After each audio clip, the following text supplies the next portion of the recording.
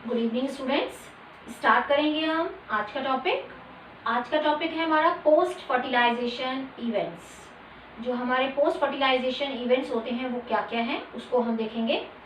तो last time हमने discuss किया था लास्ट लेक्चर में कि कैसे जो है double fertilisation and triple fusion होता है और उससे क्या क्या बनता है। उससे एक जाइगोट की फॉर्मेशन होती है, जहाँ फ्यूजन होता है वहाँ जाइगोट बनता है, और एक बनता है ट्रिप्लॉइड टिश्यू यानी प्राइमरी एंडोस्पर्म न्यूक्लियस। तो अगर मैं आपको कल का थोड़ा सा याद कराऊं तो उसमें एम्ब्रियो सेक के अंदर क्या था, यहाँ पर नीचे सिनर्जिड्स थी, एक एग सेल प्रेजेंट थी, ठीक है, बीच में पोलर न्यूक्लियाई थे, यहाँ एंटीपोडल सेल्स प्रेजेंट थी, ठीक। अब यहाँ पर दो मेल गैमीट आए थे, एक मेल गैमीट का फ्यूजन यहाँ पर हुआ था और एक मेल गैमीट यहाँ फ्यूज हुए थे। अगर आपको याद हो, मैं सिर्फ याद कराने के लिए बनाया है, यहाँ पूरा नहीं बना रही हूँ, ठीक है। तो ये जो बना था ये ट्रिप्लॉइड बना था 3N यानी प्राइमरी एंडोस्पर्म न्यूक्लियस। और ये जहाँ पर एक मेल गैमीट, ये तीन हो गए थे, ये एक मेल गैमीट है, एक मेल गैमीट यहाँ फ्यूज हुआ था एग के साथ, ये एग है, एग प्लस मेल गैमीट, और इससे क्या बना था जाइगोट, ठीक है। और जाइगोट से अंदर आगे जाके क्या बनेगा एम्ब्रियो, और इससे क्या बनेगा एंडोस्पर्म, ठीक है। तो ये याद कराने के लिए आपको बता रही हूँ। बाकी सिनर्जिड्स दोनों और एंटीपोडल सेल्स डिजेनरेट कर रही थी, ये हमने कल तक देख लिया था। ये बना था प्राइमरी एंडोस्पर्म न्यूक्लियस जिससे कि एंडोस्पर्म बनेगा, और ये मेल गैमीट एग के साथ फ्यूज करके इसने जाइगोट बनाया था जो कि डिप्लॉइड था, और इससे आगे क्या बनेगा एम्ब्रियो। तो अब हम इससे आगे चलते हैं कि अब पोस्ट फर्टिलाइजेशन इवेंट्स में क्या क्या इवेंट्स आने वाले हैं हमारे। तो फर्स्ट है एंडोस्पर्म डेवलपमेंट, एंडोस्पर्म डेवलपमेंट जो अभी हमने देखा है ट्रिप्लॉइड टिश्यू से होगा। सेकेंड है एम्ब्रियो डेवलपमेंट, ठीक है, ये हो गया दूसरा इवेंट। तीसरा इवेंट है ओव्यूल का डेवलपमेंट, किसमें होगा ovule maturing into seed, and fourth होगा ओवरी इनटू फ्रूट। ओवरी से आपको पता है क्या बनता है, फ्रूट बनेगा, ओव्यूल से सीड। तो ये चार इवेंट्स है जो पोस्ट फर्टिलाइजेशन इवेंट्स हैं। एंडोस्पर्म डेवलपमेंट जो ट्रिप्लॉइड टिश्यू से होगा, एम्ब्रियो डेवलपमेंट, ओव्यूल का कन्वर्जन किसमें सीड में, और ओवरी का फ्रूट में। तो सबसे पहले हम पढ़ेंगे एंडोस्पर्म डेवलपमेंट के बारे में कि एंडोस्पर्म का डेवलपमेंट कैसे होगा। तो अभी हमने देखा था कि जो ट्रिप्लॉइड टिश्यू बना था उसमें क्या होता है, रिजर्व फूड मटेरियल है वो कॉन्टिन्यूसली जो ट्रिप्लॉइड टिश्यू बना था। फर्स्ट हम इसको देखने जा रहे हैं एंडोस्पर्म डेवलपमेंट। तो 3N जो टिश्यू बना था जो कि ट्रिप्लॉइड था उसमें डिवीजन स्टार्ट हो जाएगा और ये बार बार डिवाइड होने लगेगा, ये एंडोस्पर्म टिश्यू बन जाएगा। और इसकी सेल्स के अंदर क्या प्रेजेंट होगा, इसके अंदर ये क्या बना था प्राइमरी एंडोस्पर्म न्यूक्लियस, इसके अंदर क्या प्रेजेंट होगा reserve food material. Reserve food material किसके लिए प्रेजेंट होगा, डेवलपिंग एम्ब्रियो के लिए, क्योंकि पहले एंडोस्पर्म का डेवलपमेंट होता है क्योंकि इसके पास क्या प्रेजेंट है रिजर्व फूड मटेरियल, और ये रिजर्व फूड मटेरियल किसको चाहिए एम्ब्रियो को चाहिए। तो पहले ये बनेगा उसके बाद एम्ब्रियो का डेवलपमेंट होगा। तो reserve food material primary endosperm nucleus जल्दी जल्दी डिवाइड होना स्टार्ट हो जाएगा, उसके अंदर पूरा फूड मटेरियल रिजर्व होगा। और कुछ स्पीसीज ऐसी हैं जिनके पास ये एंडोस्पर्म फॉर्मेशन नहीं होती, उनके पास अदर सोर्सेज होते हैं फूड के। तो वो कौन कौन सी स्पीसीज हैं, ये एक्सेप्शनल केसेस हैं, जैसे ट्रेपेसी, ये है ट्रेपेसी जिसके अंदर आता है ट्रैपा यानी सिंघाड़ा, एक है ऑर्किडेसी, इसके अंदर आपको नाम से पता चल रहा होगा ऑर्किड।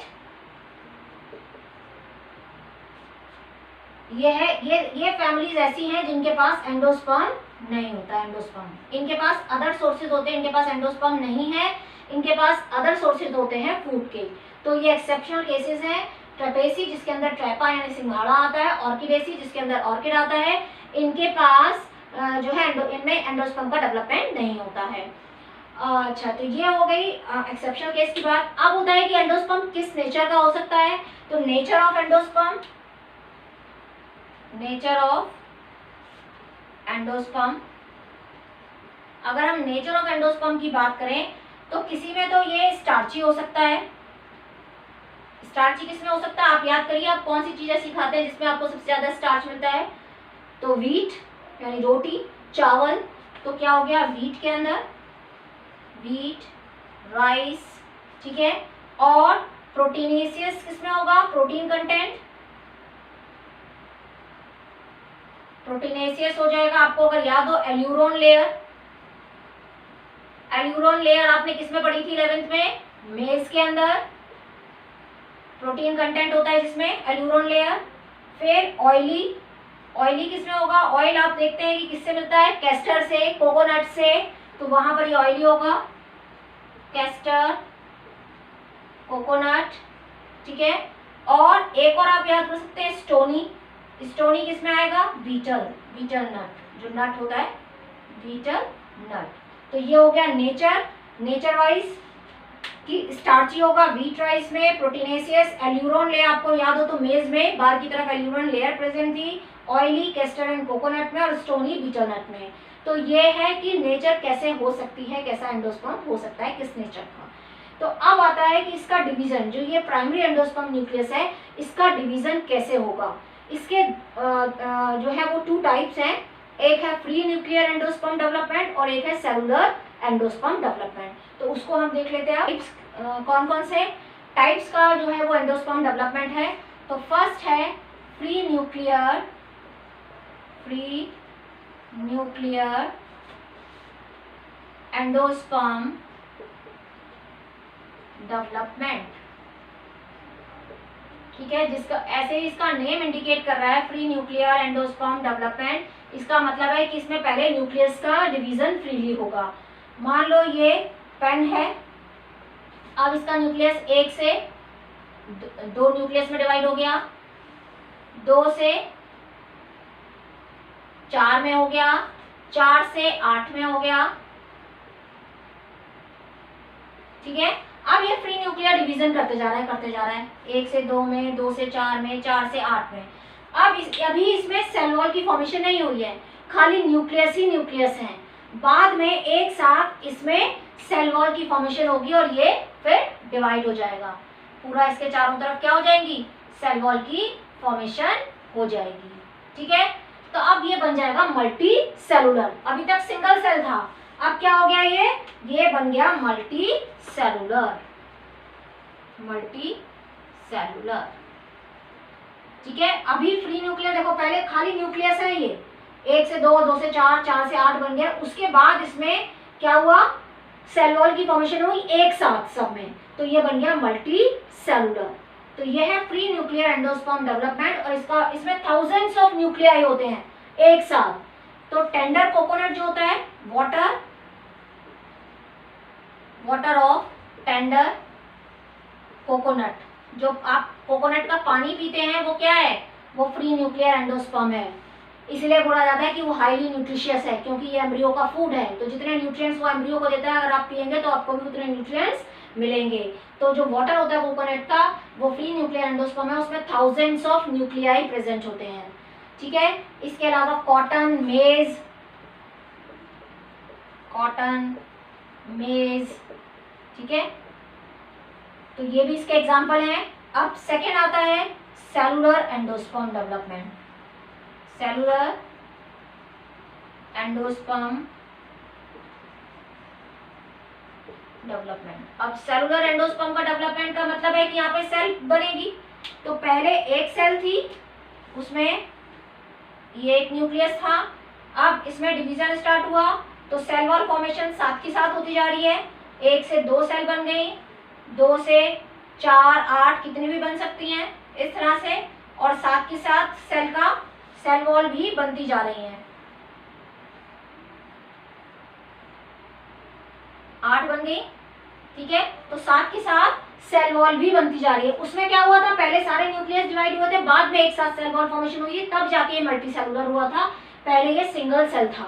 यहाँ पर क्या हुआ, साथ के साथ सेल वॉल फॉर्मेशन भी हो रही है। तो आप इसका एग्जाम्पल कौन सा है, ये तो इसके एग्जाम्पल थे फ्री न्यूक्लियर के।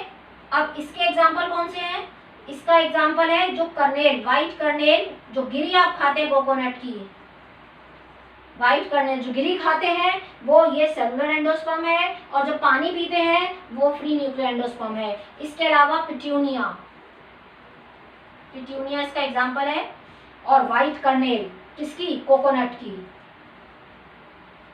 वाइट कर्नेल ऑफ कोकोनट जो गिरी खाते हैं। तो ये हो गया दो तरह का development, free nuclear endosperm development and cellular endosperm development. की सेलुलर में क्या डिफरेंस है आपको समझ में आ गया कि साथ ही साथ सेल वॉल फॉर्मेशन हो रही है। तो ये कौन सा न्यूक्लियस डिवाइड कर रहा है, पेन, प्राइमरी एंडोस्पर्म न्यूक्लियस। तो उसका जब न्यूक्लियस है वो जल्दी जल्दी डिवाइड हो जाता है क्योंकि उसके पास क्या प्रेजेंट है, रिजर्व फूड मटेरियल है, और जब तक ये नहीं बनेगा तब तक एम्ब्रियो का डेवलपमेंट नहीं होगा। तो एम्ब्रियो को क्या चाहिए, खाना चाहिए, एनर्जी चाहिए, तो वो कौन देगा, एंडोस्पर्म देगा, इसलिए जल्दी जल्दी डिवाइड होने लग जाता है दो तरह से। अब क्या हुआ, ये तो बन गया। अब यहाँ दो चीजें, इसमें दो पॉसिबिलिटी है कि ये जो एम्ब्रियो है या तो इसको पूरा का पूरा खा जाए या थोड़ा सा छोड़ दे। तो दो केसेस इसमें बनते हैं, ये बात क्लियर हो गई ना। अब दो केसेस बनते हैं इसमें, दो पॉसिबिलिटीज हैं इसके अंदर कि या तो एम्ब्रियो जो डेवलप हो रहा है वो पूरा का पूरा एंडोस्पर्म को खा जाए या थोड़ा सा बचा दे। तो ये जो एंडोस्पर्म है इस एंडोस्पर्म को कंज्यूम कर ले पूरा पूरा, या कुछ बच जाए, परसिस्ट करे, ठीक है। या तो कंज्यूम कर ले कंप्लीटली एम्ब्रियो अपने डेवलपमेंट के टाइम पे कि पूरा पूरा अपना जो खाना था वो खा लिया, पूरा कंज्यूम कर लिया डेवलपमेंट के टाइम पर, और सीड के लिए कुछ नहीं बचा। तो ऐसे सीड कौन से, और जहां पर ये पूरा कंज्यूम कर लिया, जहां पर कुछ नहीं बचा, तो वो कहलाते हैं एक्स एल्ब्यूमिनस सीड और नॉन एंडोस्पर्मिक सीड। यानी जहां पर ये दो नाम है इसके, एक्स एल्ब्यूमिनस सीड और नॉन एंडोस्पर्मिक सीड। देखो वर्ड इंडिकेट कर रहा है नॉन एंडोस्पर्मिक, यानी उसके पास एंडोस्पर्म नहीं बचा है, पूरा का पूरा एम्ब्रियो ने उसको क्या किया है, खा लिया है अपने डेवलपमेंट के टाइम पर। सीड में मैच्योर होने से पहले उसने पूरा का पूरा उसको कंज्यूम कर लिया। तो इसके एग्जाम्पल कौन कौन से हैं, इसके एग्जाम्पल हैं पी, बीन्स और groundnut. P, beans and groundnut जो पूरा का पूरा अपना खाना खा जाते हैं। परसिस्ट करता है मतलब बचा रह गया।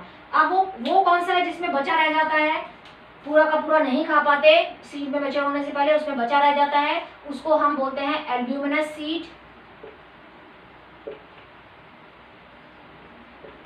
सीड और एंडोस्पर्मिक सीड। तो इसका भी आपने एग्जांपल देखा है,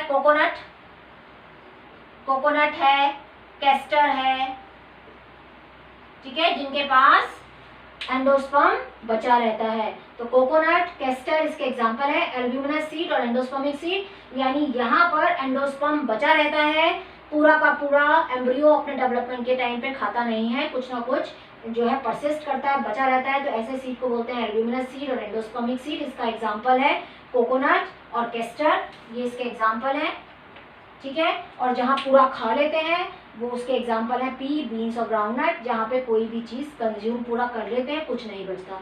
तो आपको एंडोस्पर्म का पता चल गया पूरा क्या है एंडोस्पर्म, और ये किससे बन रहा है, इसकी प्लॉइडी क्या है, ट्रिप्लॉइड है, ठीक है। तो नेक्स्ट अभी हमारा फर्स्ट डेवलपमेंट कंप्लीट हो गया एंडोस्पर्म का। अब किसकी बारी है, एम्ब्रियो डेवलपमेंट की, यानी second post fertilisation event. Next part में हम उसको पढ़ेंगे। Thank you, thanks for watching.